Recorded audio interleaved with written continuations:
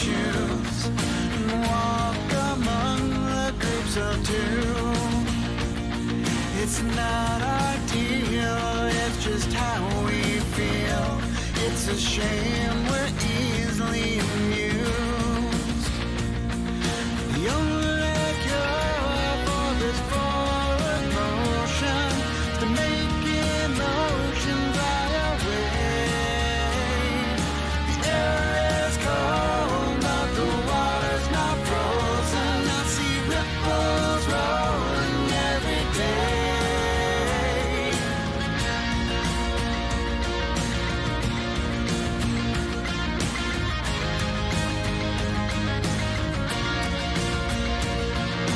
Cast a stone and hit a hardcore view. Catchphrase of the day is that it's true. There's no coffee talk and only one way to please. It's a shame what you do moves me. The only cure for this forward motion is to make emotion fly away. The air is cold, but the water's not frozen. I see ripples rolling every day.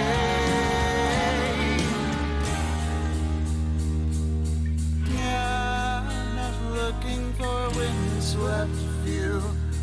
Our change has changed. Nothing's new. I've had new song. That blues.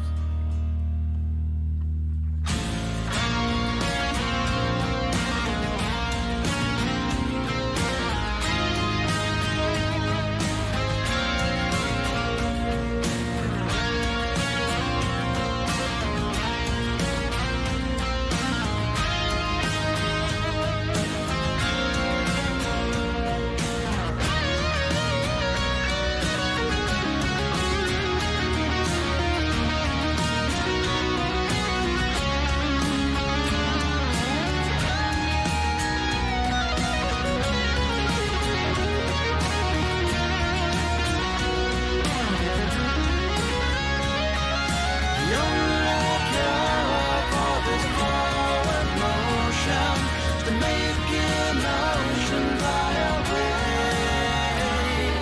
The air is cold, but the water's not frozen. I see ripples rolling every day. If I know what we're doing, I take this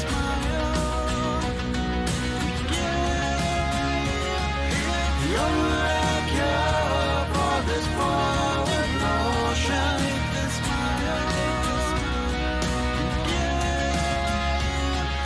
The only cure for this forward motion.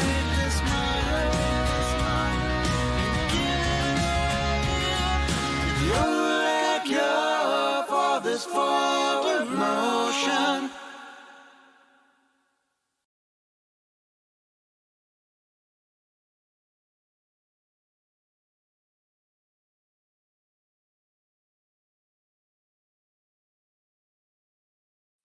Hey, everybody, and welcome to Rebellious 1776. My name is Lynn Hurley, and I am here with you to critique, criticize, and fact check our nation's politicians in real time. We love watching a sassy congressional hearing around here, and sometimes they get awfully feisty. If you know someone who would enjoy watching where their tax dollars are going, please feel free. Share the love, share the show with them. They may enjoy watching as well. And then just sit back, grab yourself a snack and a drink. And if you're watching live, don't forget to join us in the chat. We always have some fun conversations in there as we watch our nation's finest in action. And if you like talking all things politics, why not hit that subscribe button? Just go ahead, hit it. It's not going to hurt. Promise. It'll be okay. It'll be okay. Also, don't forget to turn on the notification bell so you always get notified whenever a new show is coming up. And I do members only shows where we get a chance to talk about things a little more in depth, a little more one-on-one. We have a really great time, really great conversations. And if you would like to join us there, please consider becoming a member. We'd love to have you joining us. Okay, so our second hearing of the day. But before we start, Miss Karine Jean-Pierre, or Jean-Pierre, I don't know how she pronounces it. She held a briefing, and I'm going to show you a couple clips from it. So let's talk about, first of all, let's just see. You may or may not have heard that last night the House did vote to impeach Secretary Mayorkas, so that will be going to the Senate for a hearing. And Karine had, of course, they asked her about it. So what did she say about this? Will not look kindly on House Republicans for this History won't look blatant kindly. act of what we believe to be unconstitutional bipartisanship.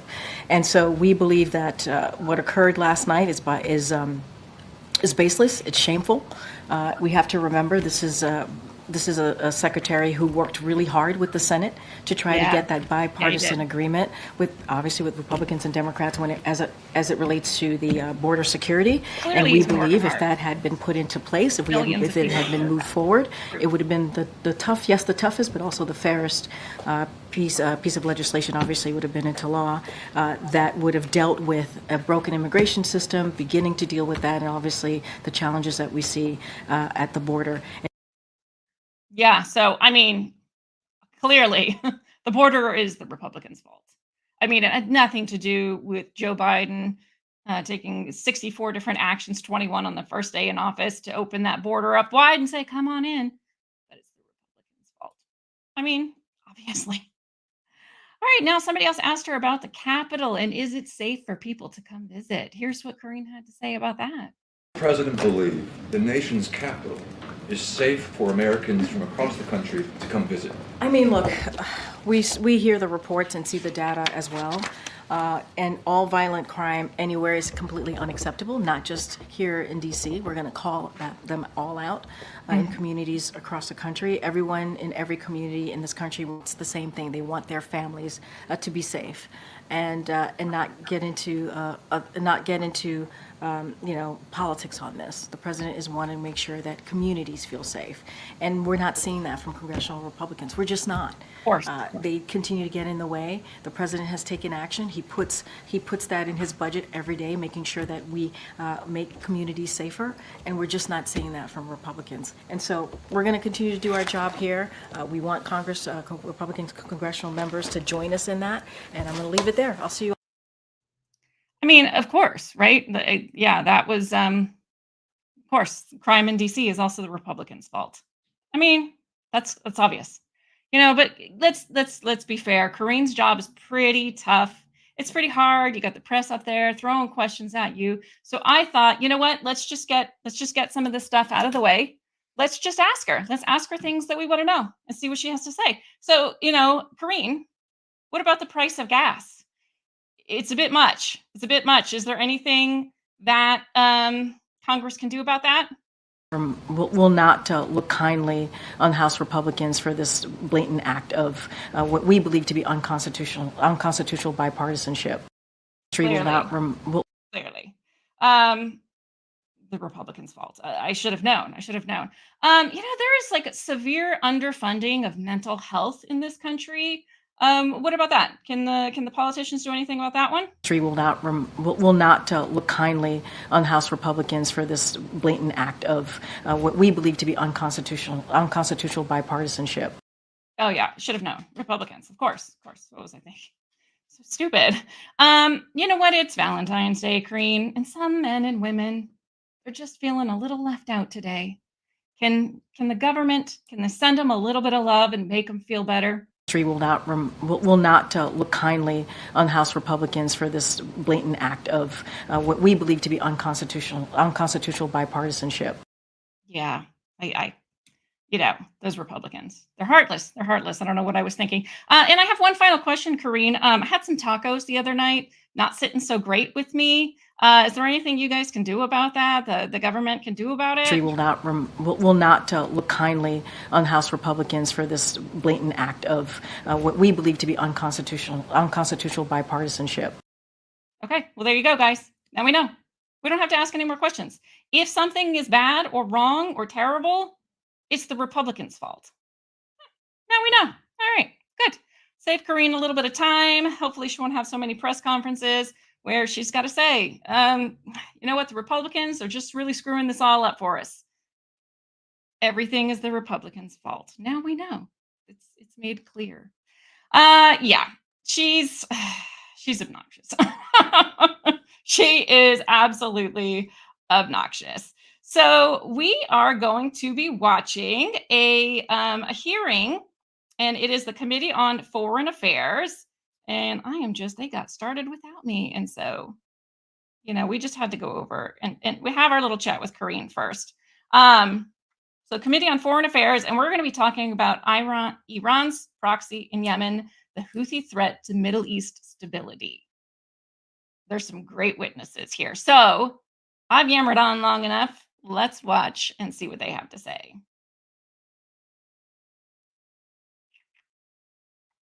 There we go. Probably should unmute it. And there we go. Order. The purpose of this hearing is to address the Iran-backed Houthis' threat to Yemen, the Middle East, and the United States' national security interests, including through their many significant attacks on international shipping in the Red Sea and Gulf of Aden since October 2023. We will discuss the threat posed by the Houthis and the Biden administration's response to the dramatic uptick in Iran's malign activity across the region. I now ask consent unanimously the gentleman from North Carolina, Dr. Murphy, be allowed to sit on the dais and participate following all other members in today's hearing. Without objection, so ordered.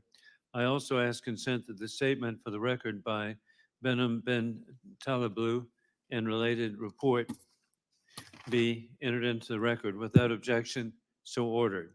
I now recognize myself for an opening statement. And ladies and gentlemen, I'm Joe Wilson, Chairman of the Middle East, North Africa, and Central Asia Subcommittee of the Foreign Affairs Committee, and a grateful member of Congress from South Carolina. Since the fall of Sana'a, when Houthi terrorists violently overthrew the internationally recognized government of Yemen, the Hamas puppet Houthis, along with the Iranian other puppets, have made territorial gains and have expanded their capacity to carry out a mass murder directed by the regime in Tehran. The Iranian regime terrorist puppets in Yemen, the Houthis, have launched over 30 attacks on commercial and naval vessels in the Red Sea since November. Their capacity to field such attacks is a commentary on the Iranian regime's direct support for its network of terrorist puppets and their growth in the region. The Houthis and other puppet terrorist groups funded, trained, and supplied by the regime in Tehran are operating with sophisticated weapons, including precision-guided missiles and long-range drones. The Houthis have conducted hundreds of attacks on our valued allies and partners in the region and have directly targeted U.S. targets, disrupting world shipping, fueling inflation for household products worldwide, and interrupting the delivery of grain around the world to countries that are in need. They receive material and political support from the world's foremost state sponsor of terrorism and have coordinated with at least two foreign terrorist organizations, the Islamic Revolutionary Guard Corps and Hezbollah, but were foolishly delisted as a foreign terrorist organization by the Biden administration in February 2021, only to be redesignated as a lesser specially designated globalist terrorist. Sadly, this is severely inadequate and does nothing to hold the regime in Tehran accountable for the direct support for the Houthi terrorist puppets.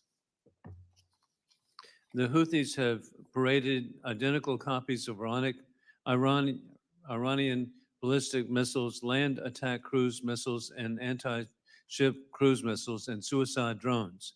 We have seen some of these projectiles launched after October 7 toward our ally in the region, Israel, and formerly they had attacked Saudi Arabia and the United Arab Emirates.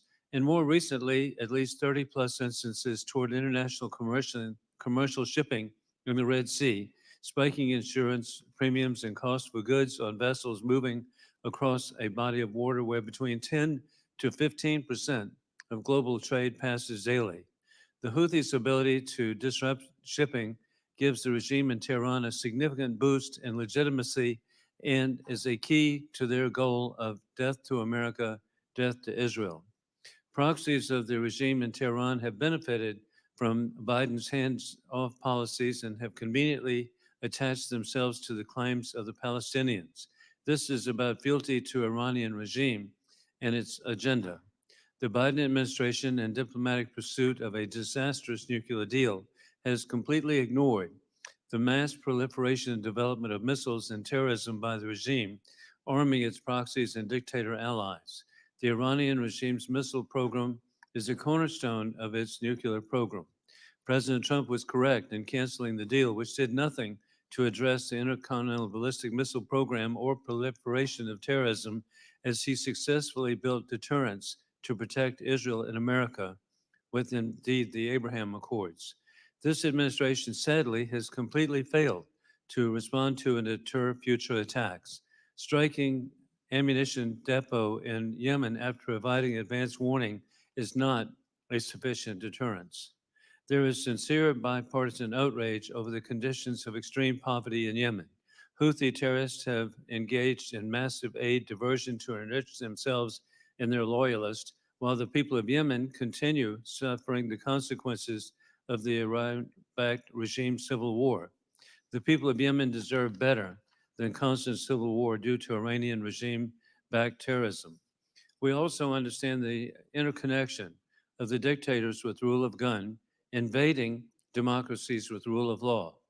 We see this, sadly, as we respect the courageous people of Ukraine, the courageous people of Israel, who are resisting the axis of evil, war criminal Putin, the regime in Tehran and its puppets, and the Chinese Communist Party.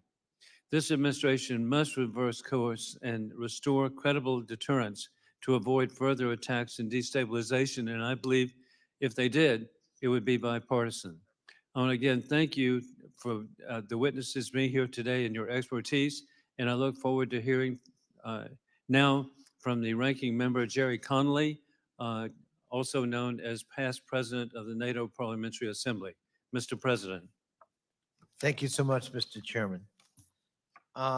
Since November 19th, the Houthis, an Iranian-backed militia organization in Yemen, have attacked over 40 commercial ships and multiple U.S. naval vessels in the Red Sea with no signs of stopping.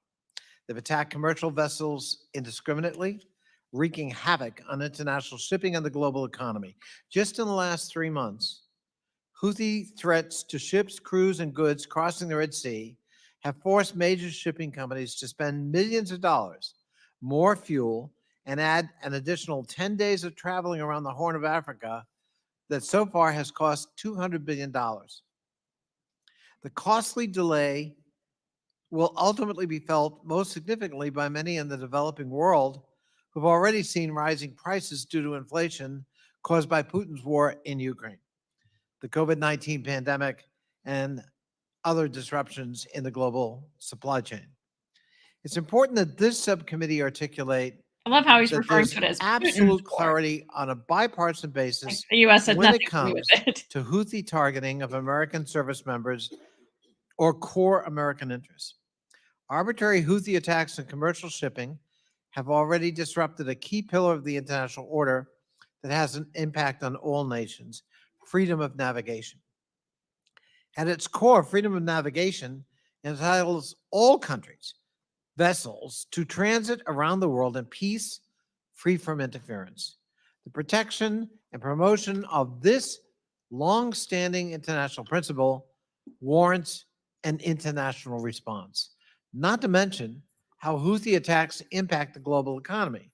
The Biden administration has crafted a response that defends U.S. interests and deters further aggression while preventing regional escalation, which I believe we must be very mindful of. A strategy that some of my friends on the other side of the aisle, including you, Mr. Chairman, have criticized. A successful strategy is one that utilizes all the tools in our toolbox: diplomatic, economic, and if needed, Dang, and the only chair as was a nice last to him. resort, Arian just, military like, action. throwing shade right away. Some of my colleagues would like to see an administration that acts unilaterally to impose great costs on Iran and its proxies, committing American blood and treasure to another endless war in the Middle East, all while neglecting the devastating must be friends with humanitarian Hank Thompson. situation in Yemen. Let's be clear. Calls for direct strikes on Iran are dangerous and undermine the administration's efforts to prevent an expanded conflict. A restart to civil war in Yemen will not achieve American objectives. And the Biden administration rightly sought to prevent wide-scale famine for Yemen civilians while degrading Houthi military capabilities and defending U.S. servicemen and facilities in the region. Such a strategy is critical for the millions of Yemenis who remain dependent on outside humanitarian aid for even the most basic of necessities. According to the United Nations, 18.2 million people in Yemen, more than half of its population, depend on such humanitarian assistance. 4.5 million Yemenis are considered internally displaced, and 17.6 million are food insecure.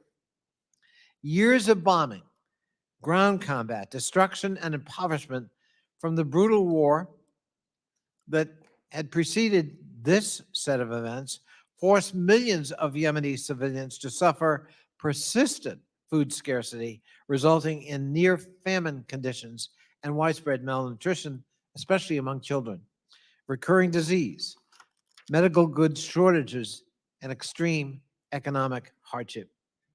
A rupture of the tenuous ceasefire brokered in Yemen would mean another hot conflict in a region that can ill afford it. Since before the Houthis started attacking commercial shipping in November, the Biden administration clearly stated it is not interested in a broader conflict in the region. The administration has made clear that the United States will not hesitate, however, to protect our personnel both through action at the UN and direct military strikes. Yeah, And it absolutely. has followed through on that commitment. We've been hit The over United States 160 supported a times. Security Council resolution 160. condemning the Houthi attacks and urging against regional escalation in the days leading up to the military action, making the case to the international community on the need to hold the Houthis accountable for their action.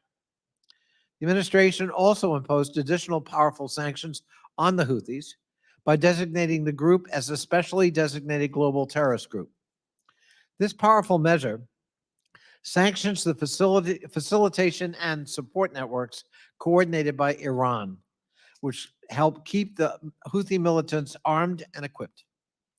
The Biden administration also administered over 55 separate Iran sanction rollouts targeting more than 550 individuals and entities.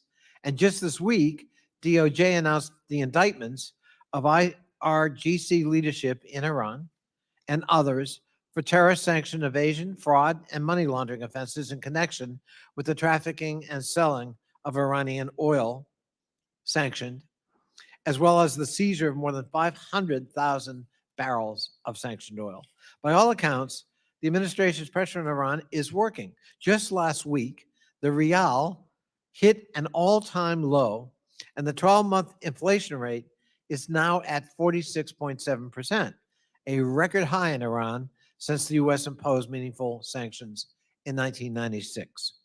Militarily, the United States has moved in concert with partners and allies to expand interdiction operations to prevent illegal Iranian weapons from reaching the Houthis in Yemen, and has established a 22-nation security operation to protect maritime vessels from Houthi attacks in the Red Sea. It's not just an issue that impacts the United States, but the entire international community.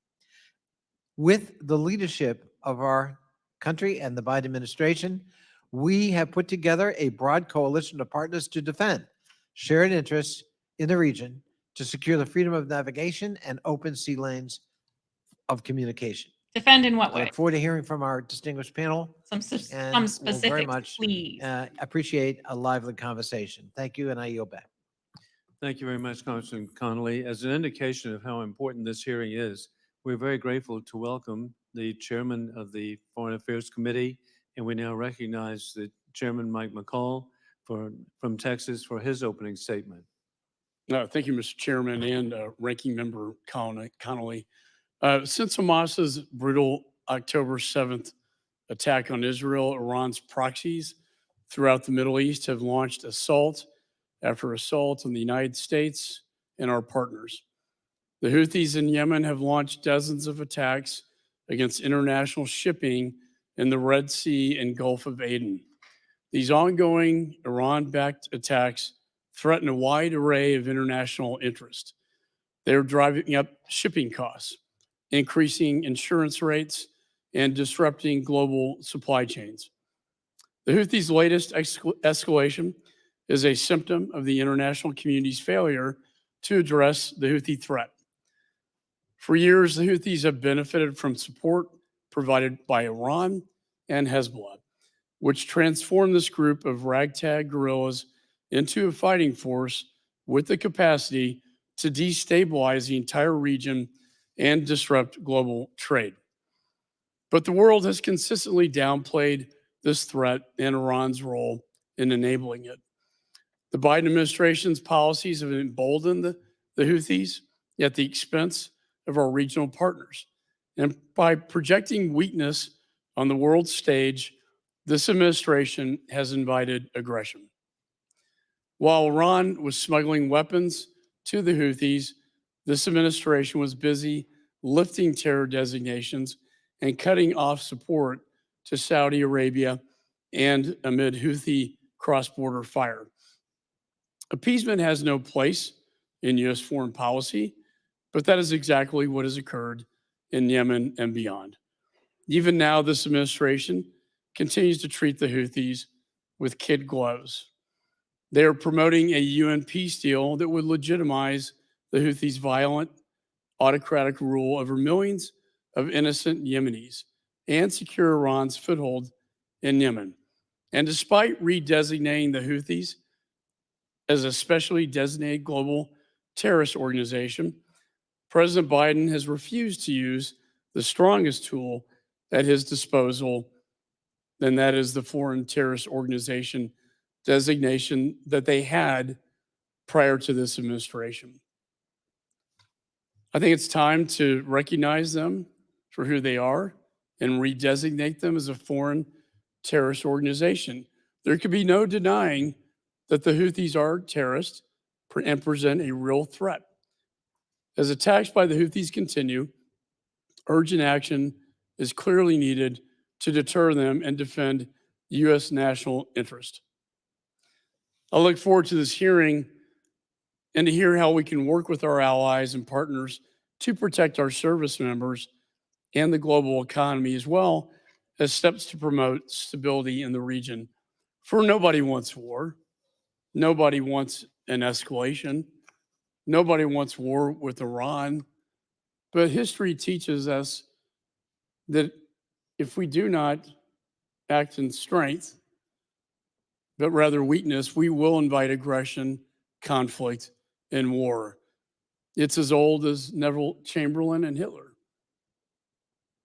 Churchill talked about appeasement. Reagan talked about peace through strength. If we do not project strength, we will get conflict. Thank you so much, Rob. and war. That is so 160 sweet. attacks Thank you. I appreciate on that. our soldiers in Iraq and Syria, You got to thank you. Hold on. and then Tower 22 in Jordan, with little response. It only begets more violence. Deterrence is necessary to promote peace in the region. And Mr. Chairman, I want to thank you for holding this very important hearing. And with that, I yield back. Thank you. Thank you very much, Chairman Mike McCall. And we're pleased to have distinguished witnesses with us today. Ms. Simone Ledeen, the former Deputy Assistant Secretary of Defense for the Middle East.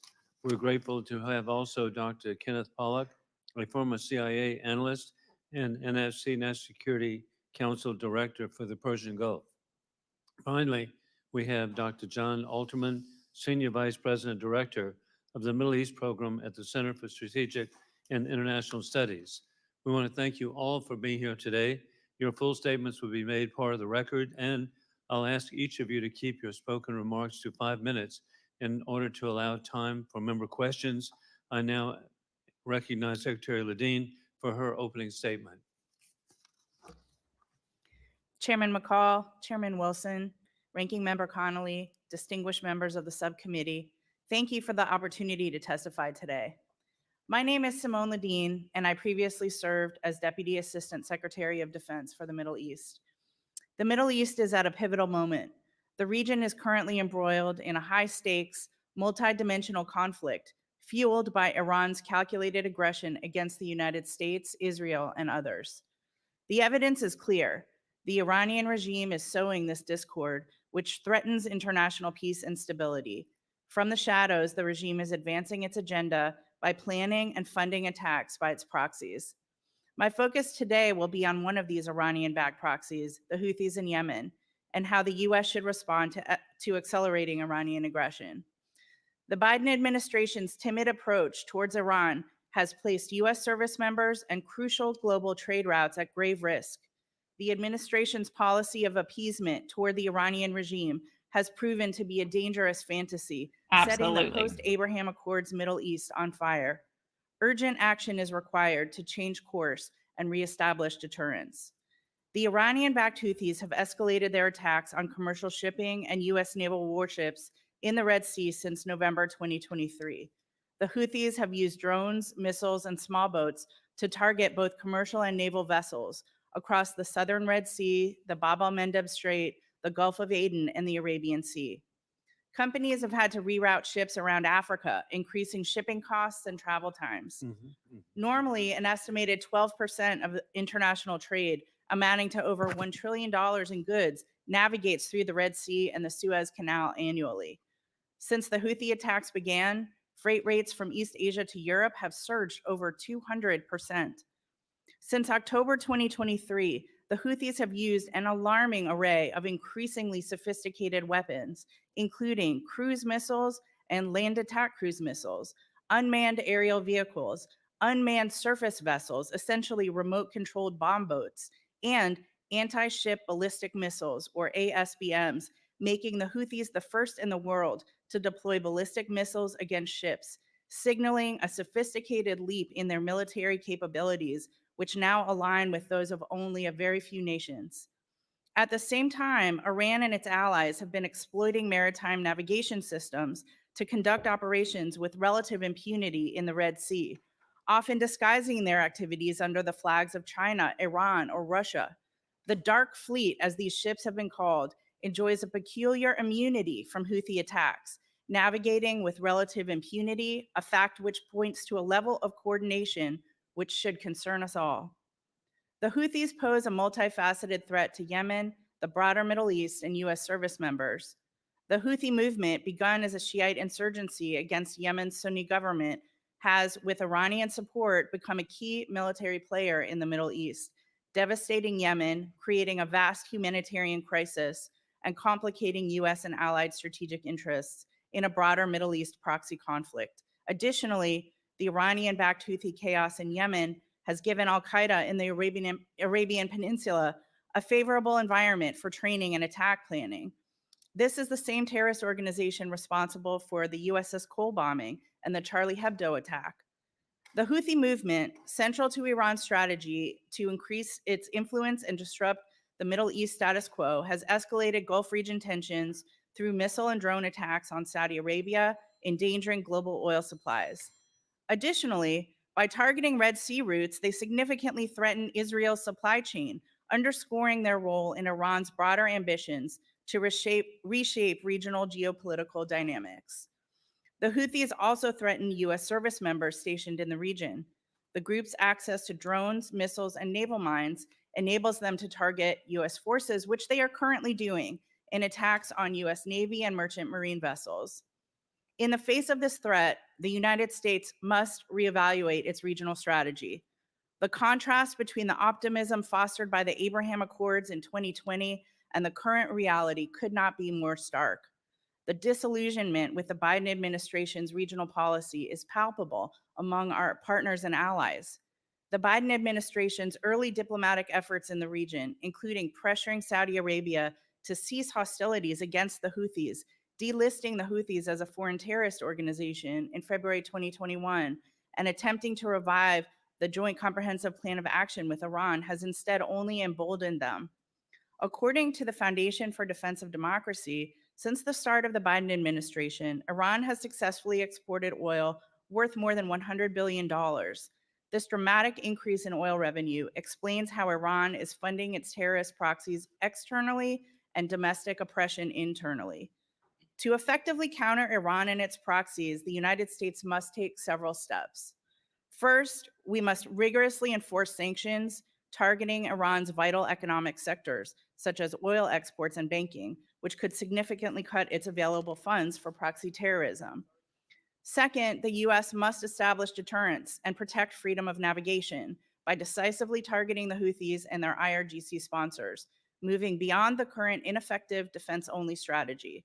By disrupting their operational networks and reducing Houthis' territorial control in Yemen, along with deploying additional US military assets for rapid regional response, the US will be in a much stronger position to restore global commerce routes through the Red Sea and Bab el-Mandeb. Third, the US must enhance cooperation with regional allies to secure necessary access basing and overflight rights. This entails deepening strategic partnerships and expanding intelligence sharing mechanisms to effectively counteract Iranian influence. Fourth, the US should reinvigorate the Saudi-led coalition's efforts to neutralize the Houthi threat in Yemen by providing comprehensive military support, including advanced weaponry, intelligence assistance, logistical support, and training to Saudi forces. This should also include working with the northern tribes. Fifth, the US must provide unwavering support to Israel, both to safeguard its security, but also to demonstrate our reliability as a partner and ally.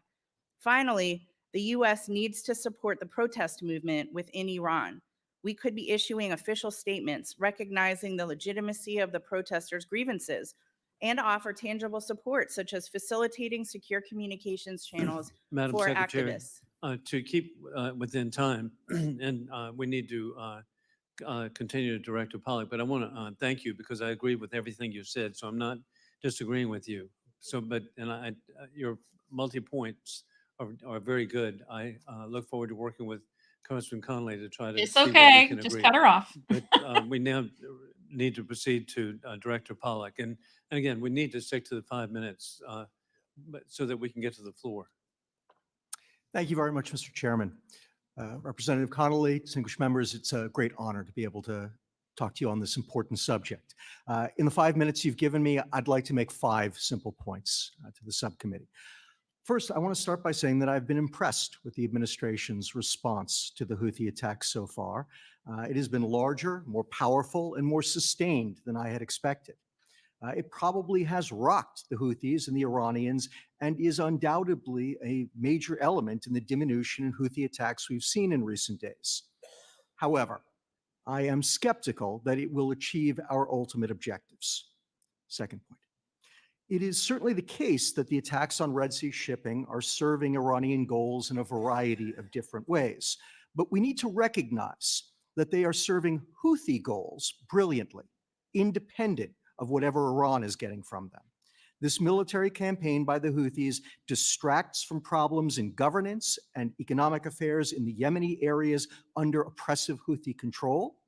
It allows them to ingratiate themselves with the wider Arab and Muslim worlds, where they were strongly disliked, even hated, before October 7th.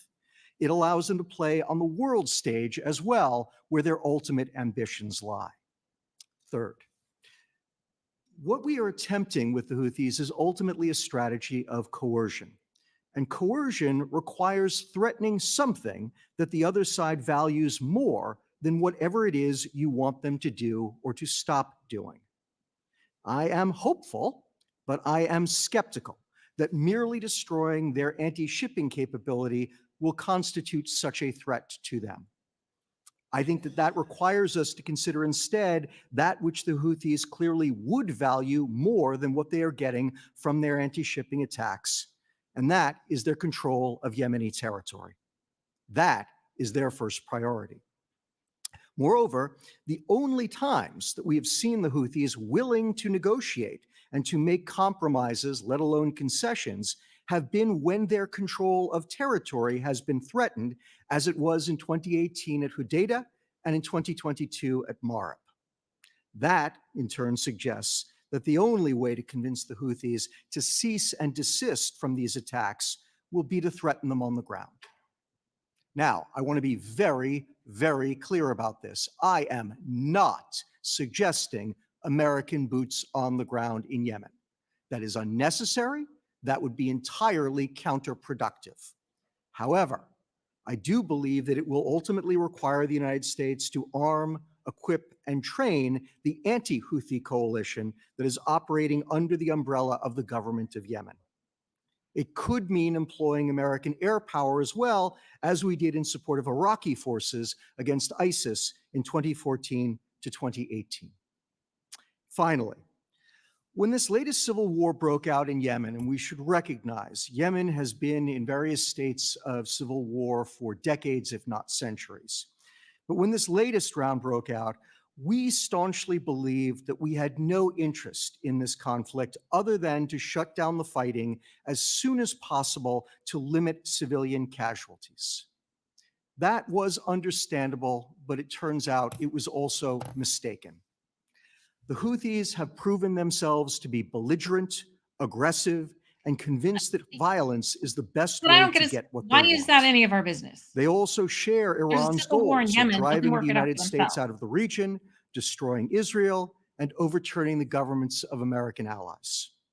They are forces of repression inside Yemen and forces of aggression beyond it. Yemen, the United States, the Middle East, and the entire world would be better off without them in power in Sana'a. Thank you very much. Thank you very much, Director Pollock. We now recognize Dr. Alterman for opening statement.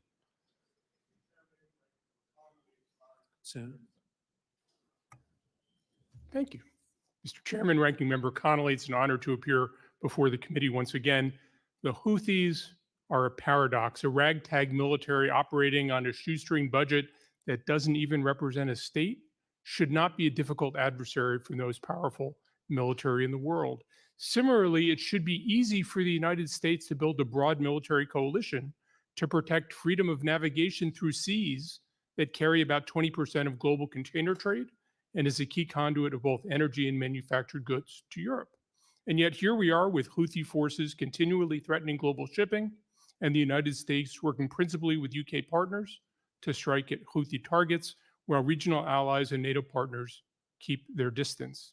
Some call for robust US military strikes in Iran to punish the Iranian government for all of its destabilizing regional actions. Some call for crushing the Houthis completely.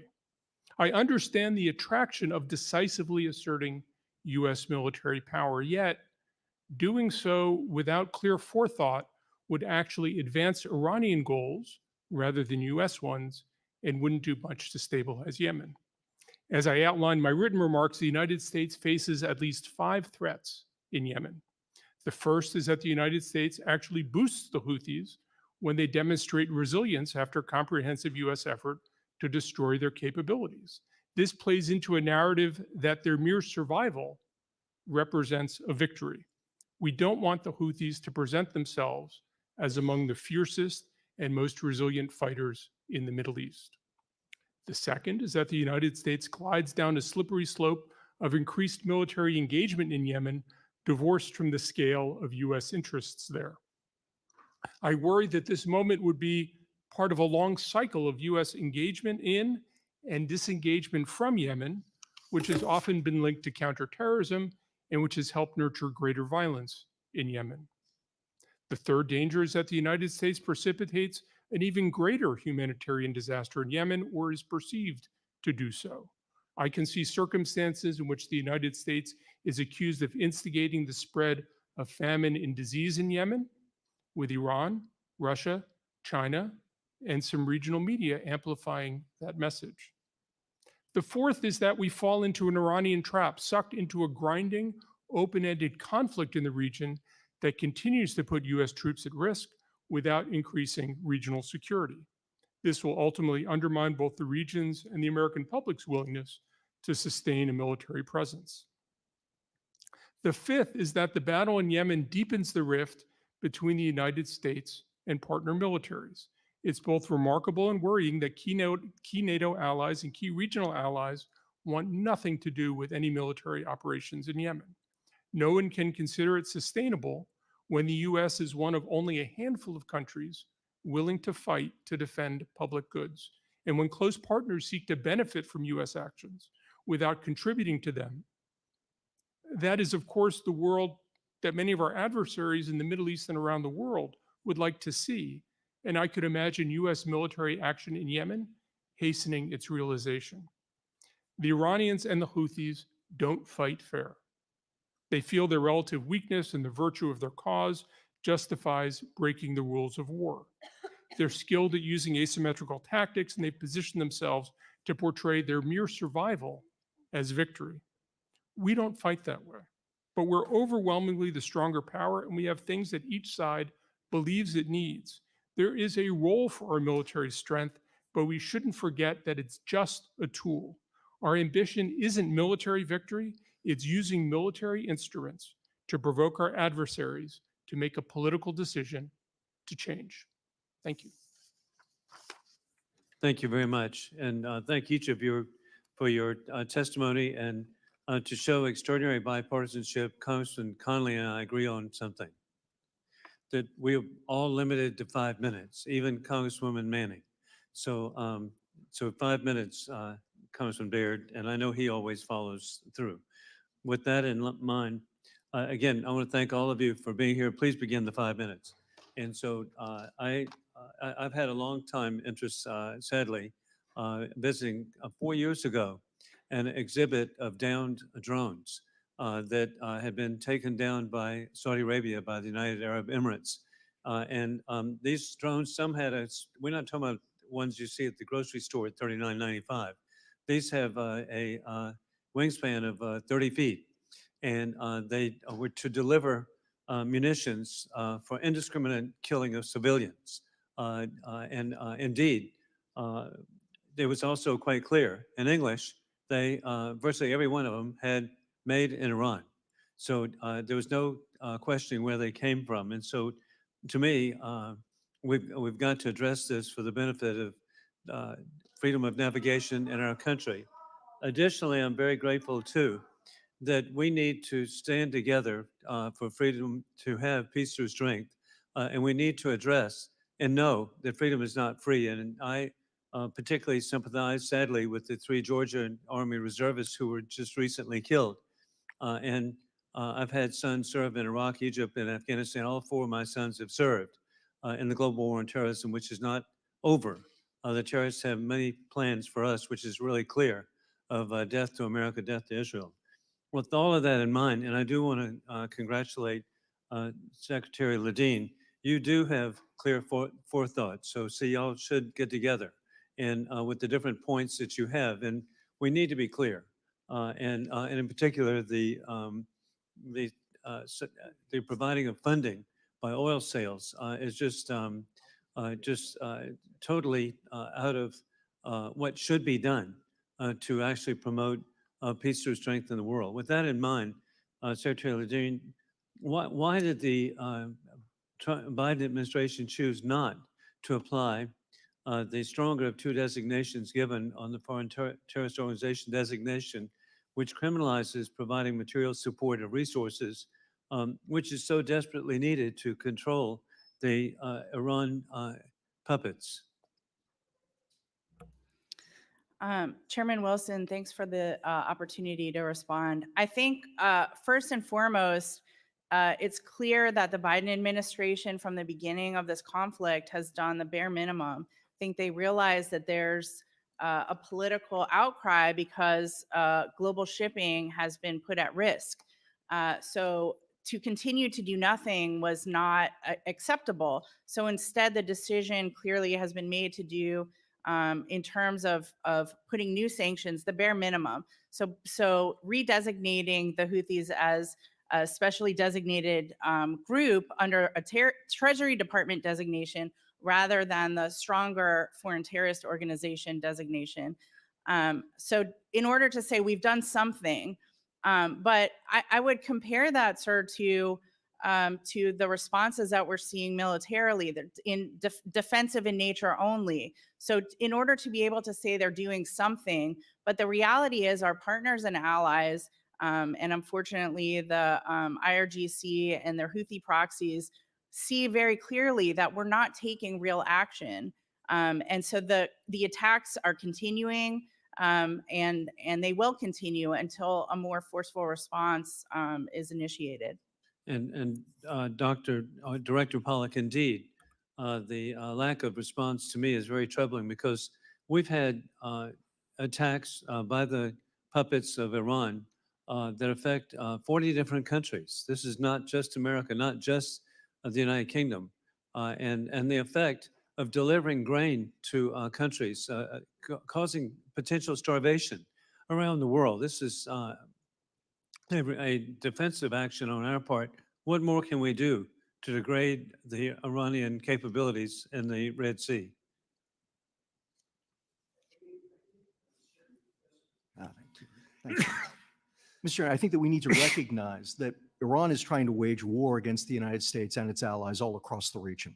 The Red Sea is one theater, and the Houthis are one actor in that. And I think that what we need to recognize is that we need to push back on the Iranians everywhere. The best way that we can push back on the Iranians everywhere is by helping our allies everywhere. And unfortunately, for the last at least 15 years, and let's recognize it has been under the last 2 administrations, including this one, that our allies have felt time and again that the United States has not been there to support them, that they've been forced to take on the Iranians on their own. And as a result, we've seen our allies make compromises with the Iranians. Most recently, and I think most flagrantly, the agreement between the Saudis and the Iranians brokered by the Chinese. Again, too much has been made of that, but nonetheless, it is a clear sign that these are all countries, allies of ours, that simply do not believe that the United States is supporting them, and that therefore they have to make compromises which they did not want to make.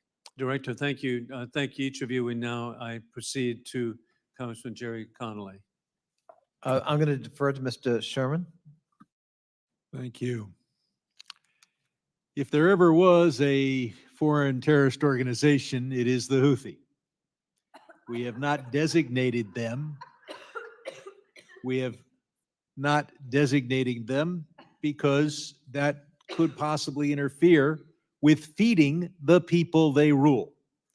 This would come as a shock to General Douglas MacArthur if in the day after Pearl Harbor, he had been informed that his number one objective was to feed the civilians of Japan. Those who cheer the Houthi, who shout their praises, claim to be progressives. They should take responsibility for the death that the Houthi have caused, not just in Yemen, but elsewhere. You see, 20% of Ukraine's grain exports go through the Red Sea, similar amounts from other countries. When that grain price goes up, people in East Africa, in Ethiopia, and Tigray, and poor parts of South Asia don't eat as much. They can't afford it, and they die. Not wasting disease that you can capture on a video, but rather they're eating 2 meals instead of 3, and that increases their susceptibility to death. I would like, without objection, to put in the record an article from The Advocate, perhaps the leading LGBTQ plus publication in America, which is headlined, Houthi Court Sentences 13 Men to Public Execution for Gay Sex. Now that's just one court in one province at one time. How many members of the LGBTQ plus are brutally killed by the Houthi year in and year out? So there is blood on the hands of the Houthi. There is blood on the hands of those who prevent us from taking effective action against them and shout their praises. And I see that blood is actually on the hands of people visible to me right now. Are they citizens of the area? Because here's my thought, and maybe I'm wrong for this. Okay. We can't go I would into ask, every for country some every additional time time. something happens that we don't The, like, because um, this is what happens. The I think, countries, all the other countries Dr. then Pollock, depend on you us to had it support us exactly instead of right.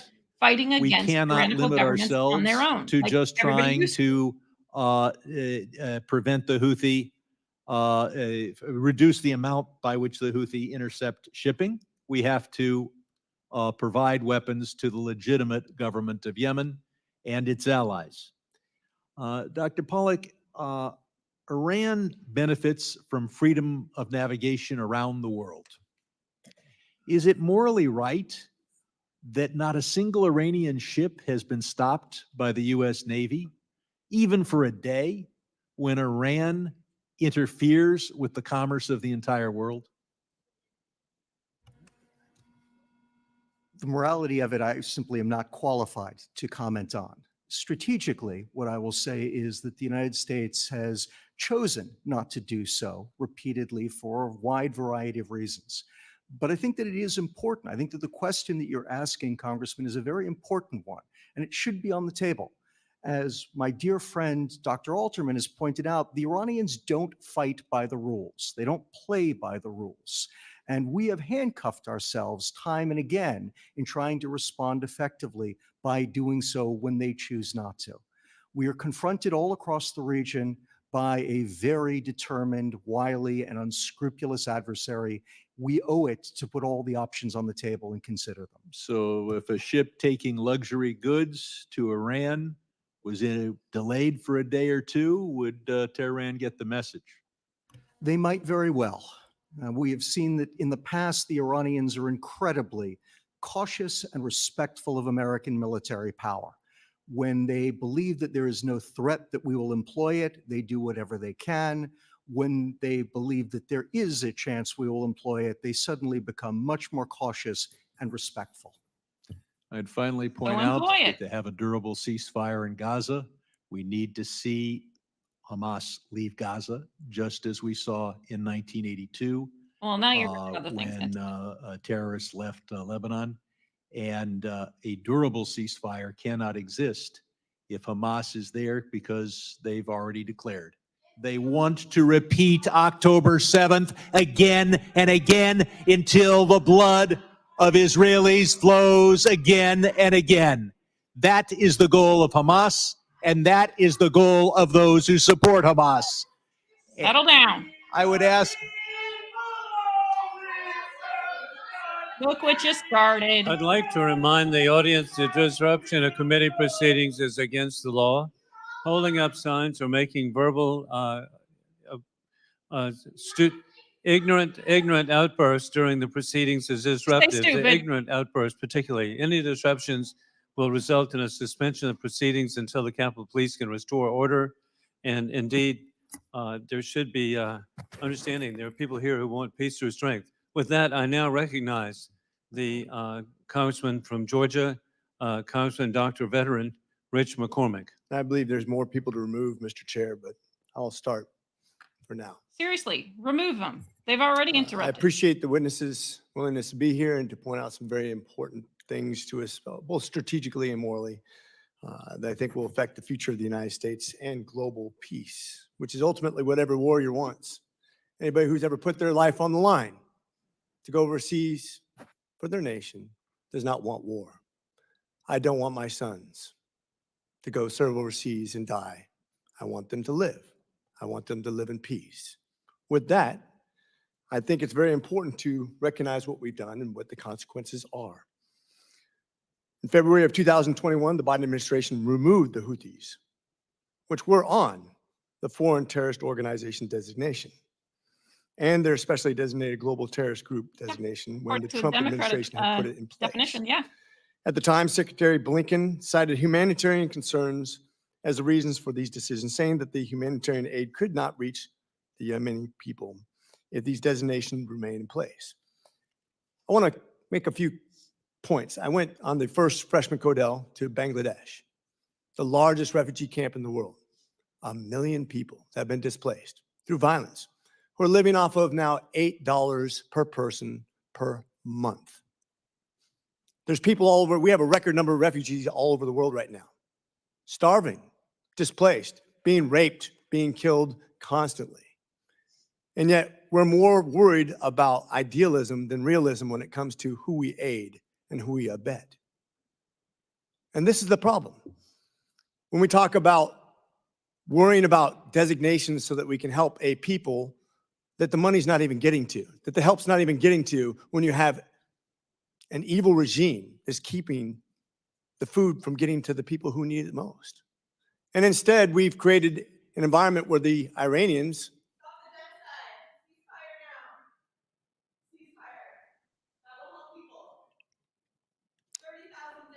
Remove her.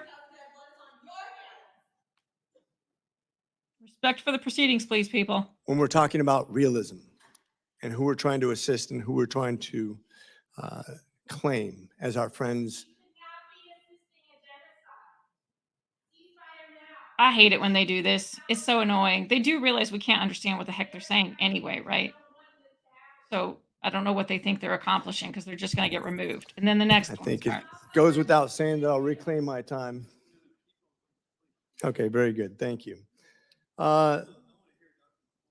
Ms. Leedon, do you believe that the Biden administration's reasoning for removing the Houthis from the FTO designation was accurate and the correct step in addressing the humanitarian crisis in Yemen? No, I do not. Do you think that the aid that has been forthcoming goes to the right people? No, I do not. Exactly my point. I think we need to be more concerned in supporting the resistance in Iran, for example. Those people who would stand up against the injustices against women and children, against education, against rights. You should all be ashamed of yourself. Ceasefire now. No more money to Israel. This isn't complicated.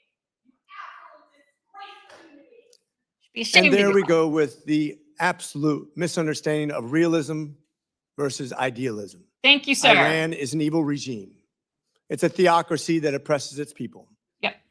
It has kept women from their natural God-given rights. Gonna say, And she yet should we're hear what more they do to concerned women. with not getting food to the people that when we give aid to these corrupt agencies than we are with a resistance to a regime that's actually supporting all of our enemies all around the world and actually trying to kill Americans to the hundreds and thousands of efforts with armed aggression towards our troops overseas.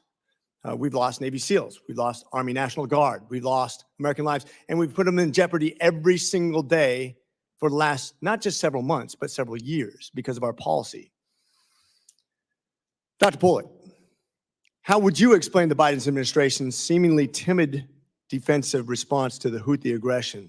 Is it fair to speculate that it's due in part to the administration's desire to revive the Iran nuclear deal? Congressman, first, I would encourage you to have the administration come and defend its own policies. But since you've asked me to speculate, I can certainly do so. I do suspect that that is part of what is going on. I think that they are hoping that at some point they can get back to it. And I think that just broadly speaking, their approach has been to assume that negotiations are most likely when you start by making concessions to the other side. I understand the logic behind that, but historically, I don't think that it is ever proven to be accurate.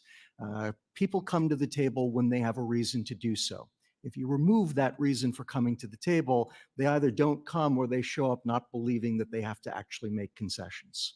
Well put, sir. It's been my experience in my over 20 years of Marine Corps and Navy experience around the world, whether it be in Africa or the Middle East or the Far East or anywhere else we're in combatant zones, that evil people only understand one thing, and that's strength. And that's what creates peace, not weakness, not concessions. And I think whether it be President Carter, President Obama, or President Biden, what I've seen is every time we give concessions, bad things are the result. And therefore, I would encourage my allies on both sides of the aisle, and I think we've made really good points from both sides of the aisles, to recognize evil and to deal with it accordingly. And with that, I yield. Thank you very much, Dr. McCormick. And we now proceed to Congressman Jerry Connolly. Thank you, Mr. Chairman. Dr. Altman, welcome back. Good to see you again. Ms. Ledeen and others have characterized the Biden administration response to the Houthi threat as timid. Do you share that view? I would describe it as cautious rather than timid, but I would argue the Trump administration was rather timid about the Houthis as well. After all, The one Ms. Ladine worked for? I'm not a Trump historian, administration? sir. Yeah. The Actually, I am I a just historian. I'm think sorry, the I pot, am a the historian. I'm pot sorry. calling the kettle black just needs to be called out. Exactly. That's all. Go ahead. The gentleman from Virginia and I worked together when he was a young man. I was a very young man. So we go back a little while. The Trump administration did not designate the Houthis as a foreign terrorist organization until the last 2 days of the Trump administration. There are excruciatingly difficult problems involved with characterizing the Houthis as a foreign terrorist organization, in particular, well-meaning people attempting to save lives. I know. I got to can be- interrupt you. Right? I only have 5 minutes. Okay. So you got it. So part of this timid characterization apparently seems to be we're not willing to be to go in more forcefully militarily to address the Houthi threat in the Red Sea and elsewhere. Remind us, was there not a pretty forceful military intervention by the Saudis in Yemen against the Houthis for some There- period of time? There has been an almost 9-year effort by the Saudis. The Saudis are now trying to negotiate their way out of a Dr. war with the Altman, Houthis. please answer the question. I didn't ask that part. I'm getting there. I'm getting there. Sorry, sir. So, Dude, so rude. how did that work out for the Saudis? 9 years of kinetic involvement that apparently others want the United States to emulate.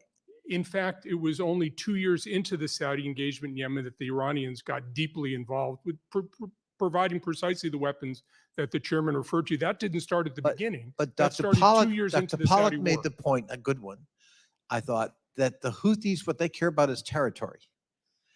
Did the Houthis expand or contract territory during this 9-year interval of Saudi aggression? My recollection is it was mostly a stalemate. There was an initial period where they lost some territory, and I think it's been So if one of the goals of the Saudis was to restrict the Houthis and to regain territory, it apparently didn't work. Is that correct? Right, didn't work.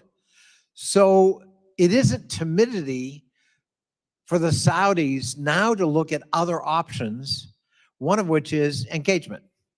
Is that fair? Yes. And would it be fair to say, and the United States is encouraging that because of the lack of results of the alternative that was indeed tried over a 9-year period? As well as the concern that there could be an open-ended regional conflict with no obvious endpoint. Again, you're going far. Sorry, sir.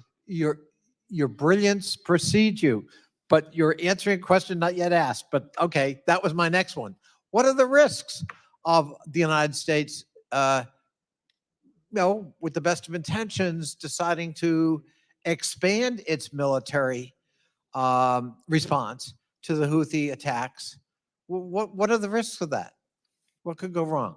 Well, one risk is that the Houthis keep doing it and we look ineffectual. One risk is that we end up in an open-ended conflict defending soft targets all over the world that is hard to defend. The problem is we have to be successful 100% of the time. And if we're successful 99% of the time, our adversaries point to the 1% and our people point to the 1%, and we look like we are failing instead of succeeding.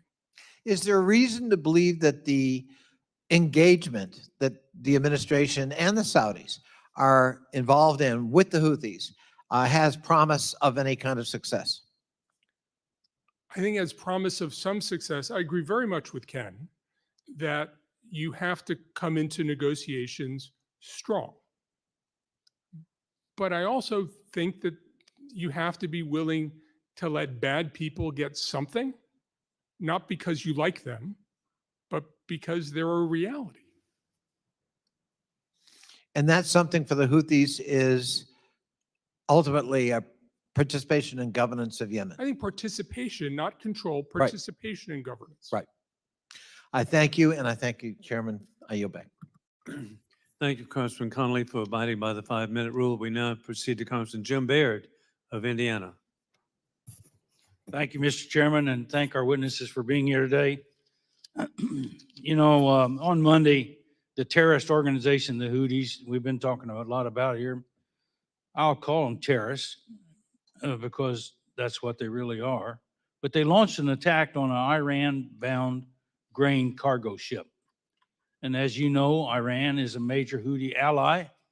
And this attack makes it clear that they are just widely targeting ships without a direct motive. And they claim that their strikes have been a response to the situation in Gaza. However, they've been targeting the ships that have absolutely no links to Israel. So are the Houthis using the war on Israel as an excuse to organize these inconsistent attacks? And can you explain the actual impact that these attacks have had on agricultural goods through the Bab el-Mandeb? So Secretary Ladine, would you want to start that discussion? Yes, thank you. I think it's important to look at the Houthi decision-making in the framework of being effectively and actually a proxy of Iran. So they are part of this regional escalation that Iran has underway right now. And they're one, the analogy has been made frequently that the Iranian regime's like an octopus, the head of the octopus, and there are many, many different tentacles, the Houthis being one. So as we consider the decision-making of the Houthis, I think it's important to note Iran plays a very large role in that decision-making, especially as they provide a lot of the weapons that the Houthis are using. So I would characterize it that way. In terms of the disruption of shipping, specifically of agricultural products, that is clearly one of their primary intents. They want to disrupt global shipping. They want to increase the prices. They want to hurt us. And in a way, we could think about it as effectively an Iranian sanction against us because they're raising the price of goods. And the longer this goes on, the higher these prices will become. Thank you. Dr. Pollack, do you have any thoughts on that? Absolutely. I think that you're absolutely correct, Mr. Congressman, in that initially the Houthis did begin these attacks in hope of showing solidarity with the Palestinians, because as I mentioned, they were deeply, deeply unpopular in both the Arab and Muslim world beforehand, and this was a perfect opportunity for them to ingratiate themselves with both communities. But I think you're exactly right that the Houthis are getting a tremendous amount from these attacks. This is exactly what they wanted. And what we've seen, as the administration has pointed out, they are attacking ships that have no connection to Israel whatsoever. It is very useful for them. It is terrific for them to demonstrate their importance, their power in the world by shutting down or threatening to shut down one of the world's most important shipping routes. Dr. Alderman, you. And Congressman, the other important thing is the Houthis are really bad at governance. They're really bad at governance. They're very unpopular. But being at war means that they bring people together. There's solidarity that comes from being on a war footing. Yemen has been at war. A lot of people who like using weapons in Yemen, and the weapons are on display. There is a way in which being at war is much better for the Houthis because it means that people aren't criticizing them for being so bad at running Yemen. Thank you. I'm about to run out of time, so I think I've got more questions, but I appreciate your answers, and I'm going to yield back. Thank you. Thank you, Congressman Jim Baird. We now proceed to Congressman Brad Schneider of Illinois. Thank you, Mr. Chairman, and I want to thank you for calling this meeting. I want to thank the witnesses for being here. It's good to see you guys, as always. Maybe I'll start with Dr. Pollack. When did the U.S. designate Hezbollah and Hamas as terrorist organizations? Do you remember? I cannot answer that. I am sorry, Congressman. I can't. I looked it up, but it was October 8th, 1997. Was the U.S. right to designate Hezbollah and Hamas as terrorist organizations? Absolutely. Anyone want to disagree with that? Was the U.S. right to designate the Houthis as a terrorist organization? Dr. Pollack. Yes, I would say they would. They certainly meet the definition. Yeah.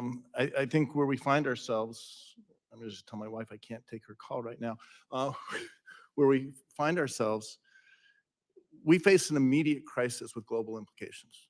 The Houthis are threatening global trade.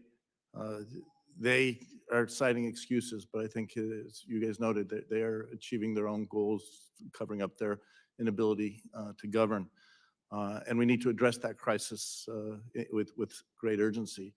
But there's also a longer term crisis that has more local implications, regional implications, which is the crisis facing Yemen and the governance of Yemen, creating one of the largest, if not the largest, humanitarian crisis in the world. And the victims of this are the people of Yemen. And you know, the Houthis have their own agenda, but it is certainly not to lift up the people of Yemen. I mentioned Hezbollah, Hamas, the Houthis. Is there a common thread to those three organizations, Dr. Pollack?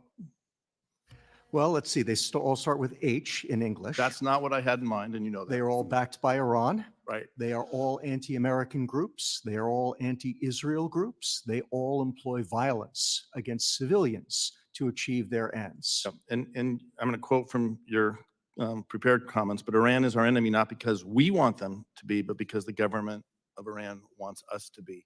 Can the same be true of the Houthis?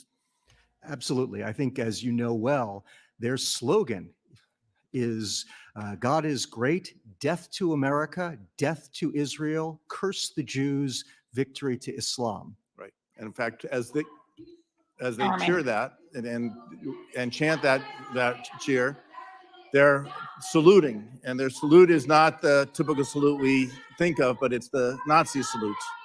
The Houthis are Oh my God, get them out of there. anti-American, anti-Israel, and anti-Semitic. And they are a threat, as I mentioned, to the region, but also a threat to the people of Yemen. Dr. Altman, you know, one of the things we have to do is not just interdict Iran from supporting the Houthis, but find a way to end that support. Any suggestions on what we can do in Congress to try to address that and change? Anybody want to change guess that how many of support? these people will be arrested I for think insurrection? partly it's important to recall that the Houthis aren't really strategic for the Iranians. The Houthis are a little bit of a freebie. The Houthis only cost the Iranians maybe about $100 million a year, which is about twice what it costs to run a think tank in Washington. But very impactful, as you've said. And I think we have to persuade the Iranians that the Houthis aren't worth it. And I worry that instead, we're persuading the Iranians the Houthis are totally worth it because we're getting wrapped around the axle and talking about a whole regional program. And I'm saying this, they are a regional threat, as you say, but I think we have to right size the nature of the Houthi threat. I think degrading their military capabilities is the right thing, but getting into a war of wills over the Houthis, I worry, is going to leave them victorious and looking strong and us looking weak. And I'm running out of time, and I forget which of you said it, but you used the term coercion. And Dr. Pollack, coercion is convincing, whether it's the Houthis or the Iranians, that the cost of the actions they're taking are far greater, or are far less. No, the benefits of the actions they're taking are far less than the costs. And we have to work to ratchet up the consequences and the costs for both the Houthis and the Iranians to change their course, because we can't allow the Houthis to disrupt global trade. And that is an interest not just for the United States, but for all of our allies. And we can't allow what's happening today to end hope for the people of Yemen, who are suffering and deserve the right to govern themselves. I'm over my time. With that, I yield back. Thank you very much, Congressman Brad Schneider. We now proceed to Congressman Michael Lawler of New York. Thank you, Mr. Chairman. When President Biden took office, he made a lot of ill thought out and frankly foolish foreign policy decisions. But at the top of the list was delisting the Houthis.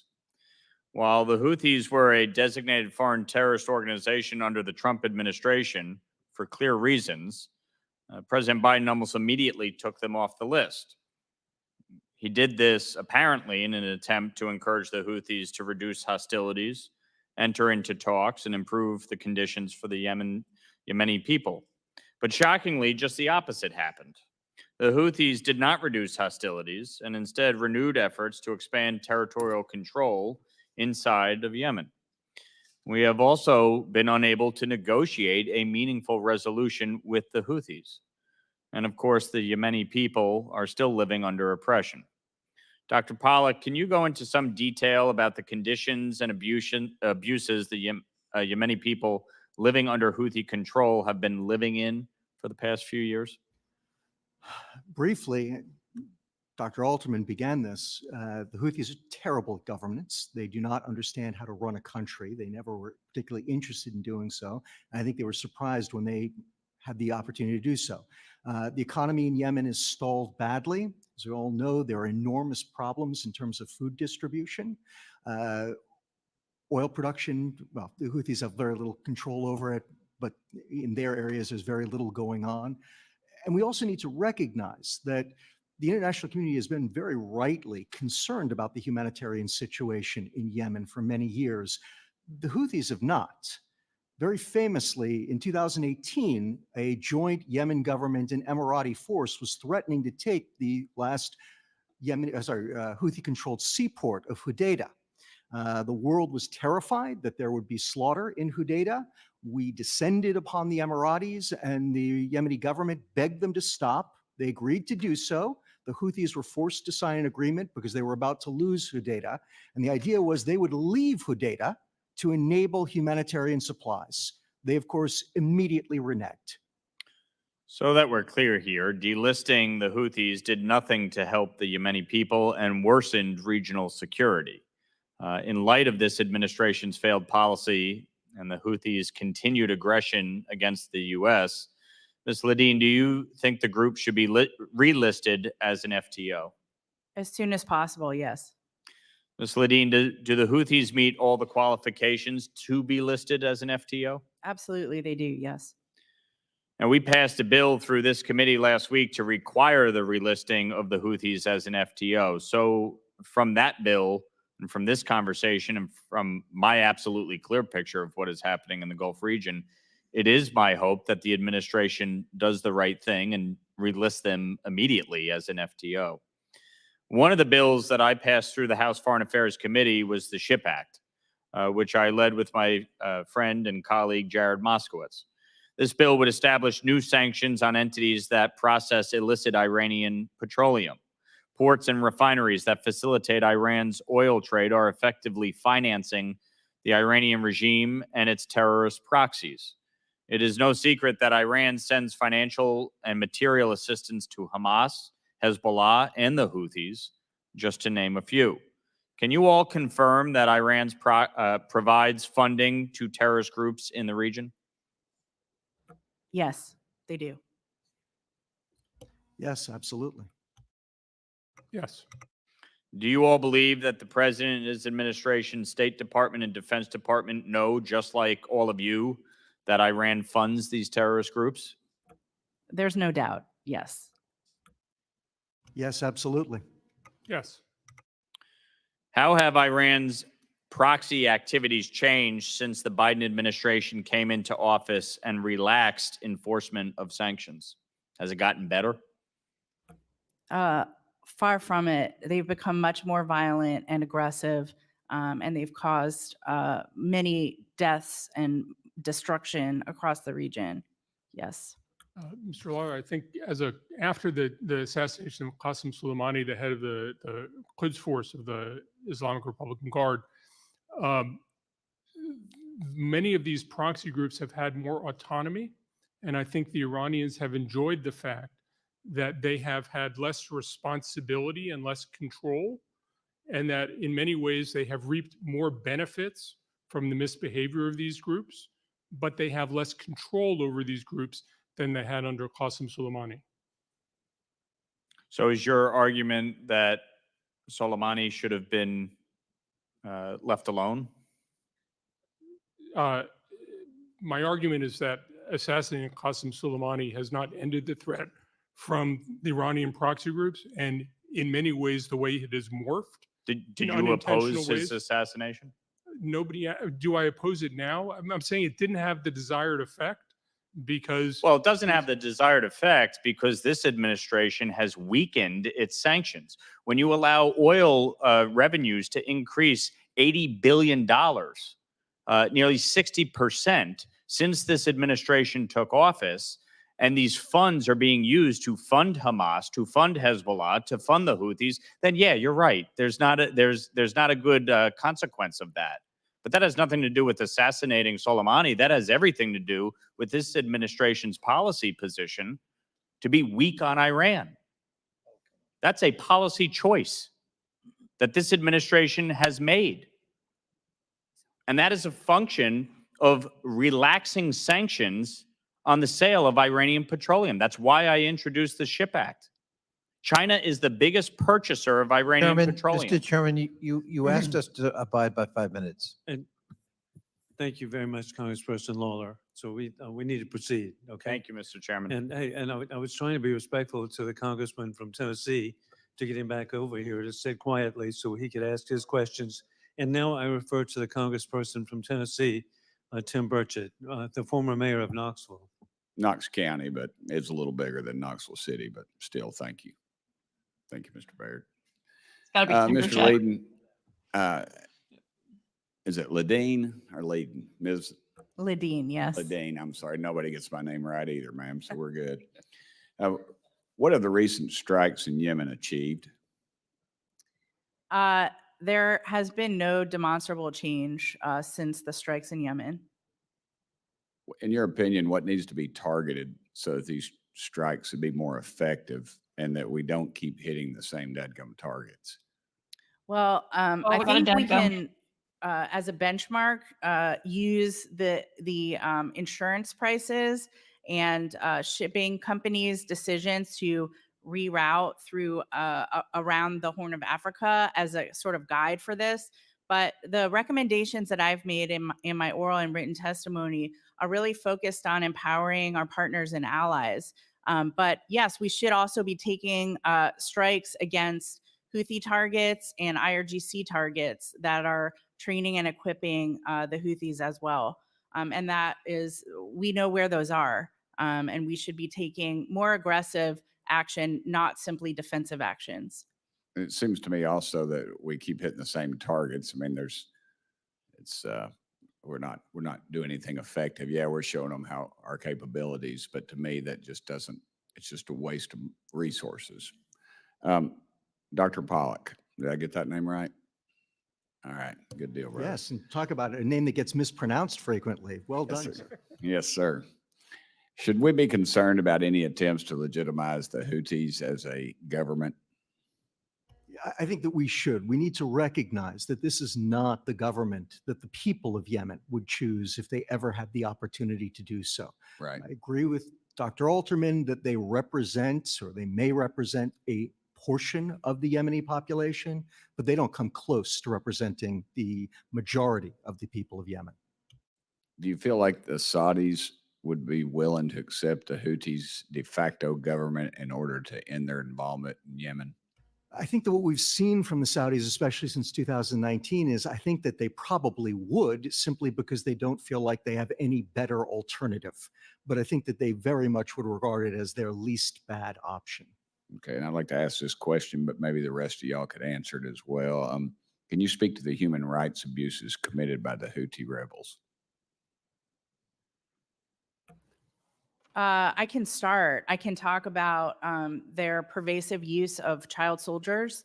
That is an absolute disgrace. And Did you say child tortures? child soldiers? Soldiers, okay, I'm Yes. sorry. That's a heavily documented phenomenon that, if you're not familiar, I sincerely recommend looking into it. It's been a problem for quite a while, and in the wake of these recent attacks, there's actually been a surge, people sending their children to join the Houthis, and it's truly humanitarian catastrophe when you consider the coming generation in Yemen and what they may be like, what we might be dealing with, in the next generation. They're already building that. So I think that's one point. Obviously, there's a complete breakdown in medical care. There's pervasive starvation. My colleagues here can talk about that, I think, in further detail. Dr. Alterman. There are issues of women's rights, LGBTQ rights, as the gentleman from California talked about, basic rule of law. This is a government of thugs. It resembles in many ways a place run by organized crime. And the misery of the people of Yemen is pervasive and continues every day. All right, women are just basically possessions and gay folks are thrown off of buildings, that type of scenario. Is that what you're telling me? This is both a repressive government and a government that believes it's asserting traditional values, which is anathema to our understanding of individual freedoms and human rights. Dr. Pollack. I'll just add to that, Congressman, that it's worth recognizing that the Zaydis are a very important old community of Yemen. Before 1962, it was a Zaydi imamate that ruled Yemen. But the Houthis are a fundamentalist element within the Zaydi community. And they are, again, oppressive, totalitarian in their behavior, fundamentalist in their outlook.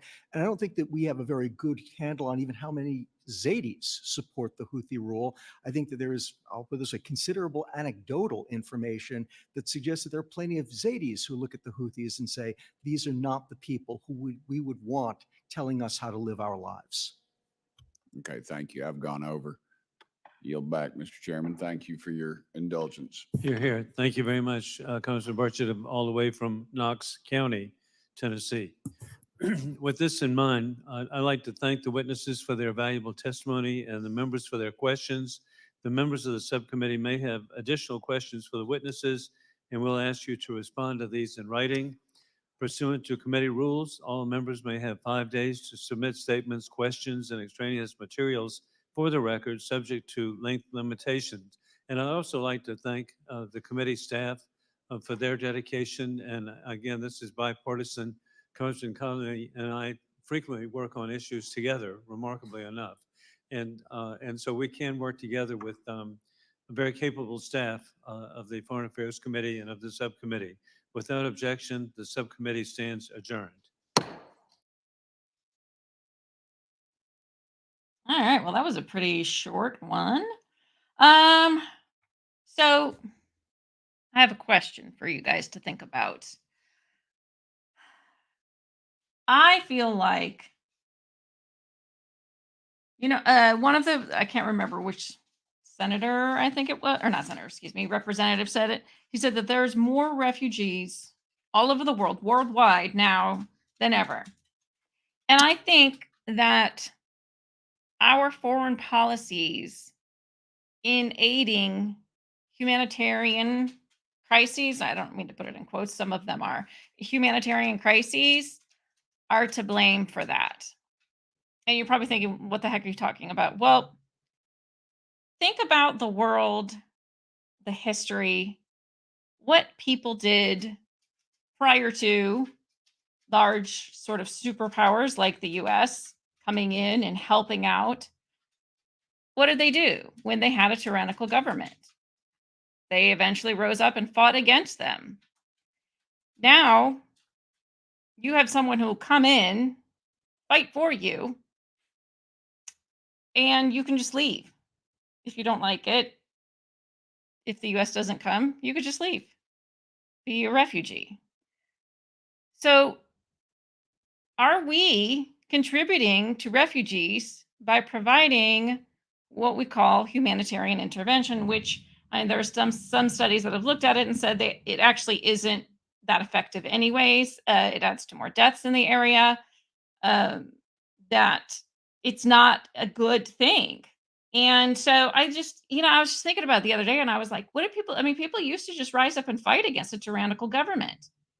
And now we're just letting them into our country. So why would they do that? Why would they take up arms and fight?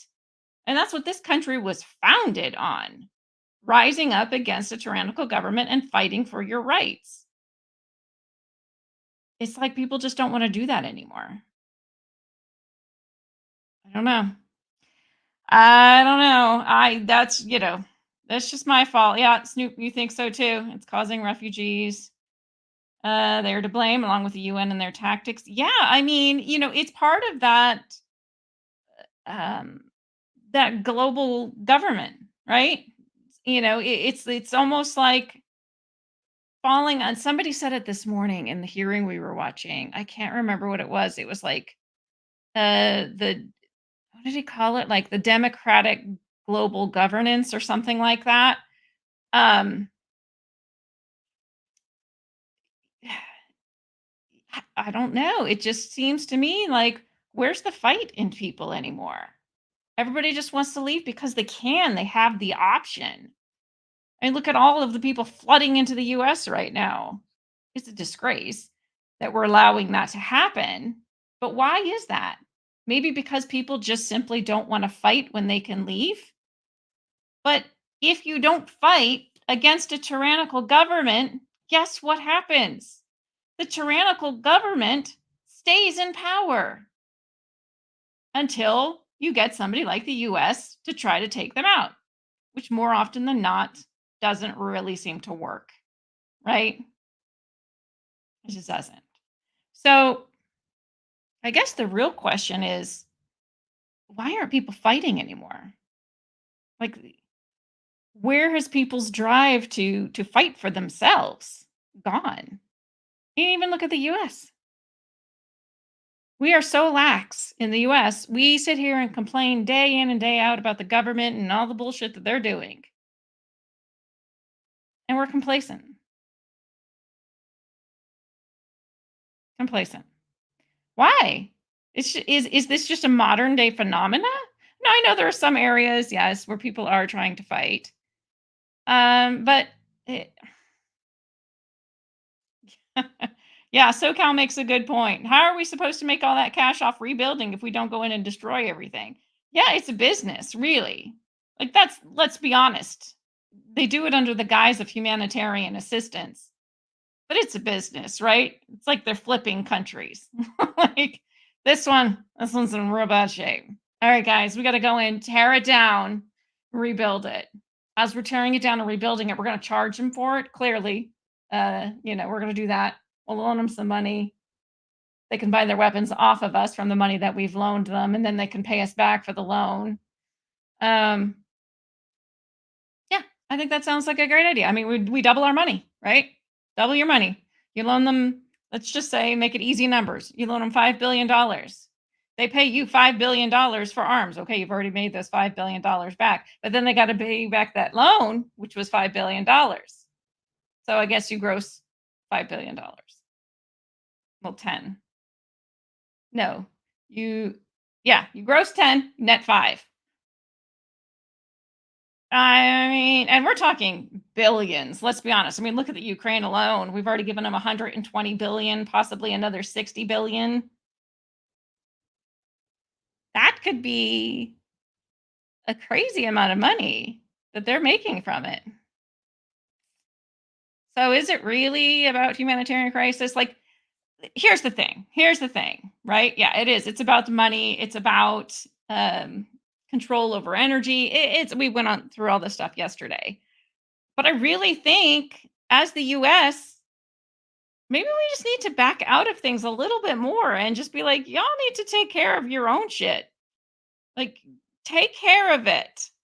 Now, having said that, I am of the mindset that we should be bombing the crap out of these people. And you're maybe asking why after what I just said. Because we have had over 160 strikes on American troops, American bases, American ships, over 160. And we're just now saying, we're going to do some airstrikes. See how that works. We're going to sprinkle a couple of airstrikes around Yemen. See how that is. Maybe it'll do something. 160? Are you crazy? Where are the good old days where you had one? You had one airstrike on an American military base and you were done for. I miss those days.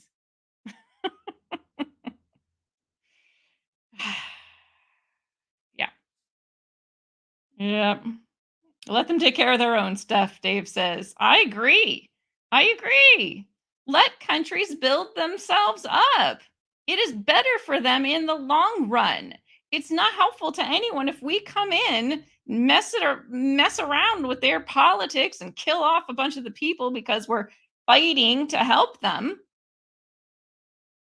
Or I should say fighting to help them. That's where the quotation should have been. It doesn't do any good. Let them fight their own fights, right? It's like tough love with kids. Sometimes you got to let your kids fight their own fights, because if you're doing it for them all of the time, guess what? When they grow up, they can't fight their own fights.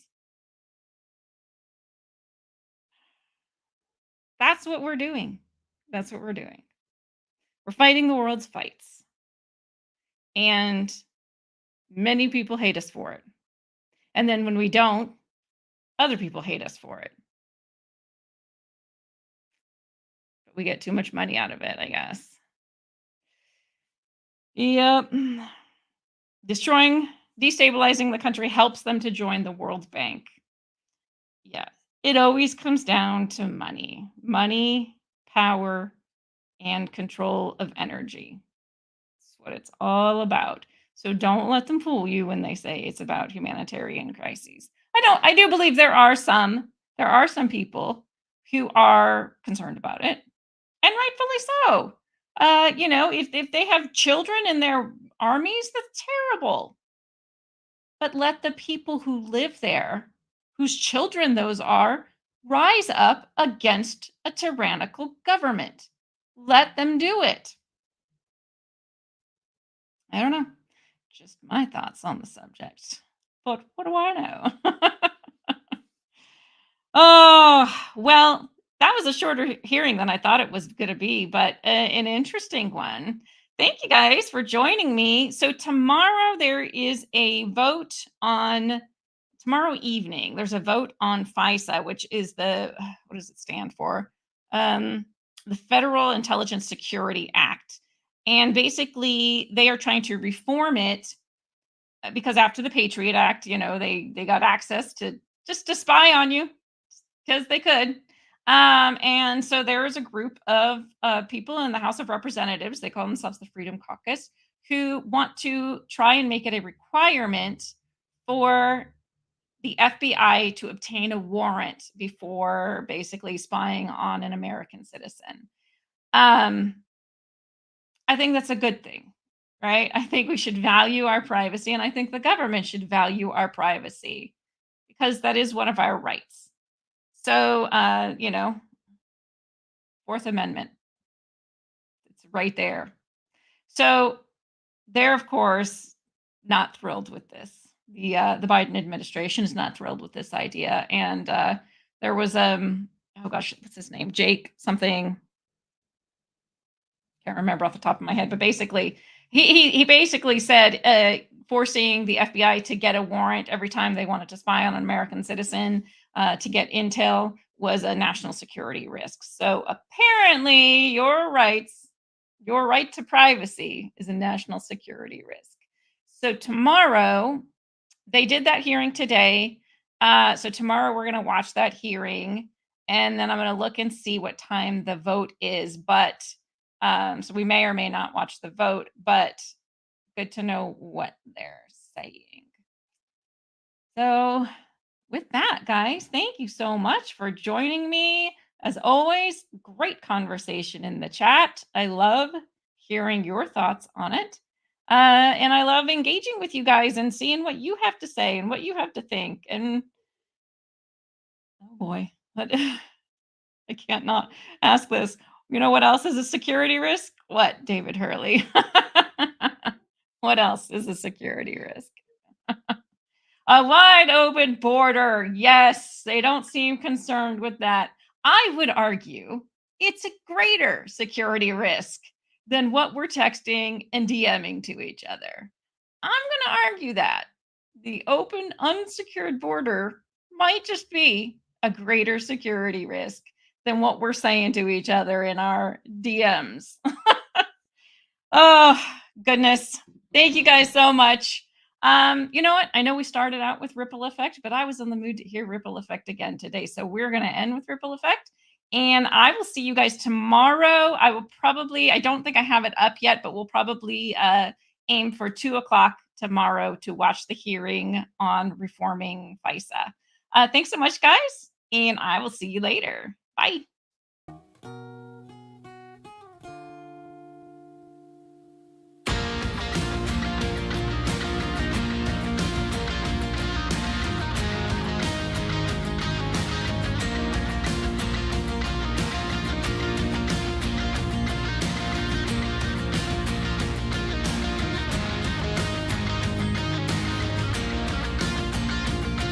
I grabbed my coat and my heart and soul shoes and walked among the groups of two. It's not ideal, it's just how we feel. It's a shame we're easily amused. The only cure for this forward motion is to make emotion fly away. The air is cold, but the water's not frozen. I see ripples rolling every day.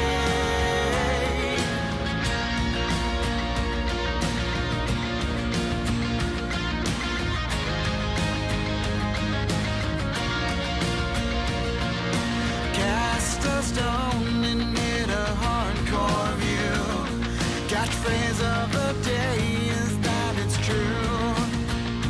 There's no coffee talk and only one way to please.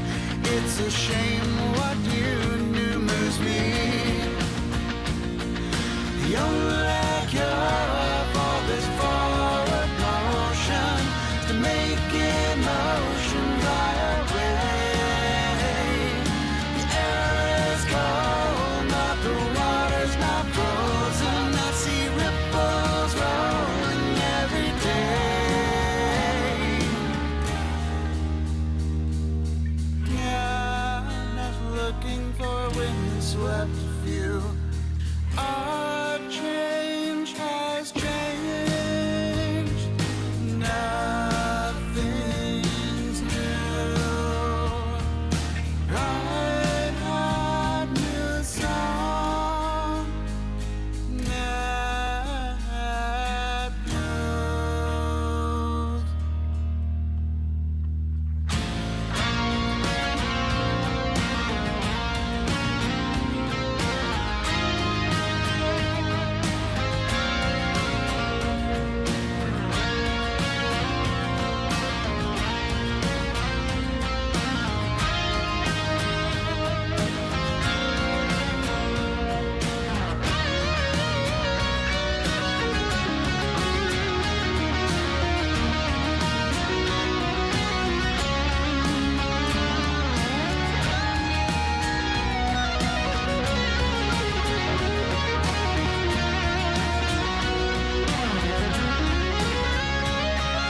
The only cure for this forward motion is to make emotion fly away.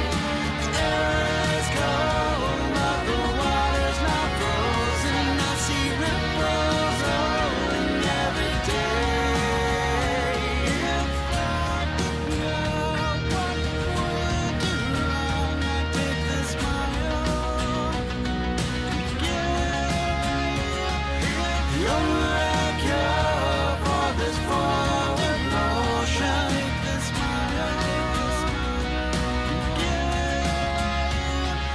the only cure for this forward motion is